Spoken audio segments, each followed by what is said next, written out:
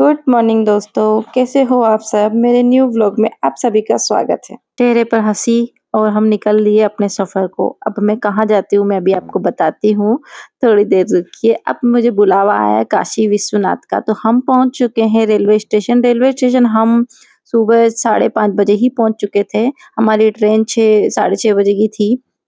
पर वहाँ जाके पता चला कि हमारी ट्रेन तो लेट है और ट्रेन का टाइम बताया गया था 10 बजे, लेकिन 10 बजे हमारी ट्रेन नहीं आई और गर्मी से हम सबकी हालत खराब हो चुकी थी और चारों तरफ भीड़ थी। जून का महीना, भारी गर्मी थी और काफ़ी इंतज़ार करने के बाद 11 बजे के आस-पास ट्रेन आई थी और साढ़े 11 वहाँ से चली थी। जिस टाइम हमको पहुँच जाना चाहिए था बनारस, उस टाइम तो वो ट्रेन रेलवे स्टेशन पे आई थी, पर कर क्या सकते हैं क्योंकि टिकट कन्फर्म करवा रखा था, तो इंतज़ार के अलावा हमारे पास कोई और ऑप्शन ही नहीं था और ये सब लोग उसी का इंतज़ार कर रहे हैं। ये सुबह 6 बजे से वहाँ पर उस ट्रेन का वेट कर रहे थे और फाइनली ट्रेन आती है और हम ट्रेन में चढ़ जाते हैं और अपनी सीट पे बैठ जाते हैं।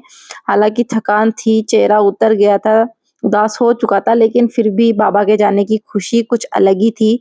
तो हम जैसे-तैसे करके शाम को 5:30 बजे के आस-पास पहुँचे हैं और पहुँच के ऐसे खुशी से उतरे। वहाँ जाने जाते ही ऐसा लगा कि बस सब कुछ मिल गया। ऐसा एहसास हो रहा था कि हम पहुँच गए हैं बाबा की नगरी।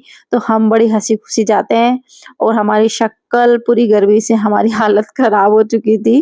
पर कोई बात नहीं, अभी थोड़ी देर बाद होटल पहुँचने के बाद हम सब सही हो जाएँगे। ये बनारस का रेलवे स्टेशन है, जहाँ मैंने बहुत सारा वीडियो बनाया क्योंकि ये बहुत अच्छा लग रहा था। यहाँ बहुत सुकून मिल रहा था, ऐसा लग रहा था कि बहुत सुकून है। जितनी थकान थी उससे ज़्यादा सुकून मिला था।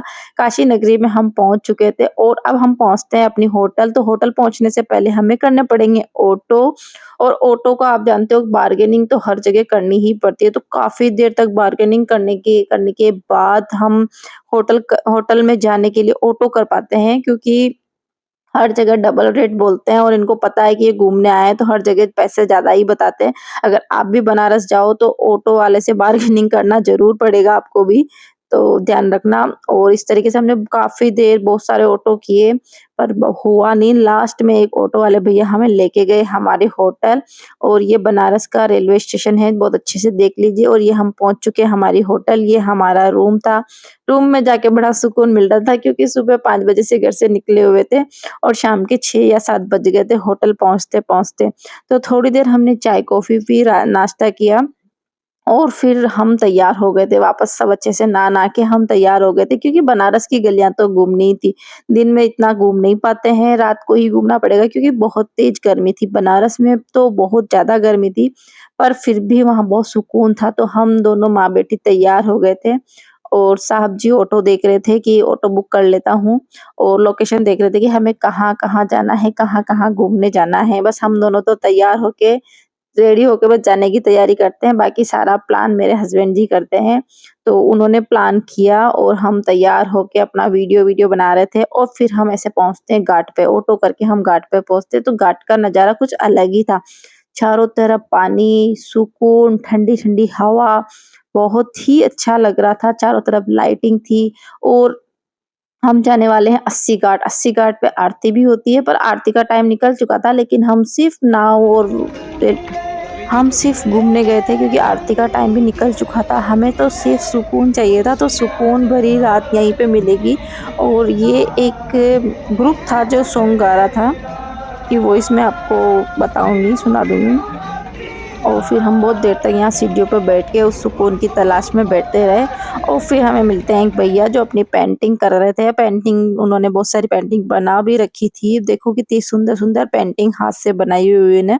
और ये भैया यहाँ पे सीढ़ियों पे दुकान लगा के बैठे थे, जिसको ज़रूरत होती है वो ले लेते हैं। बा काफ़ी अच्छा मेहनती सा भैया था ये छोटा-सा। और फिर हम आगे चल दिए।